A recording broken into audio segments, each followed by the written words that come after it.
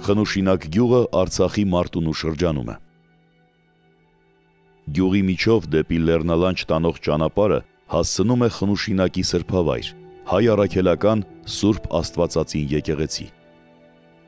Սուրբ Աստվածածինը երկու լայնաթռիչք կամարների վրա կառուցված բազիլիկ է։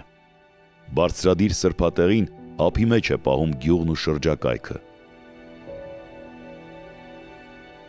Եկեղեցուն հարակից բավական մեծ տարածության վրա հնագույն պաշտամունքային ու ամրաշինական կառույցների հատվածներ կան։ Սուրբ Աստվածածինը կառուցվել է 1860 թվականին։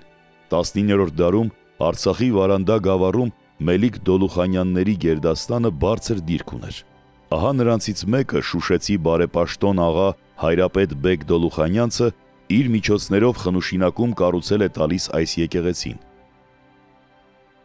Եկեղեցու ներսի պատին ագուցված մեկ այլ վիմագիր արձանագրությունից իմանում ենք, որ վերնատունը կառուցվել է քիչ ավելի ուշ, 1894 թվականին ի հիշատակ Բաբա Եփրեմյանի։ Նվիրաբերումը կատարվել է որդուց Խաչատուրից և նրա կողակից Մարգարիտից։ 20-րդ դարում Արցախն ադրբեջանական բռնազավթումից ազատագրելուց հետո Սուրբ Աստվածածինը մասնակինորոգվել է։ 2023 թվականին Լեռնային Ղարաբաղի Հանրապետության հետ միասին եկեղեցին բռնազավթվել է Ադրբեջանի կողմից։ Խնուշինակի Սուրբ Աստվածածինը հայ առաքելական եկեղեցու Արցախի թեմի իրավասության տակ է։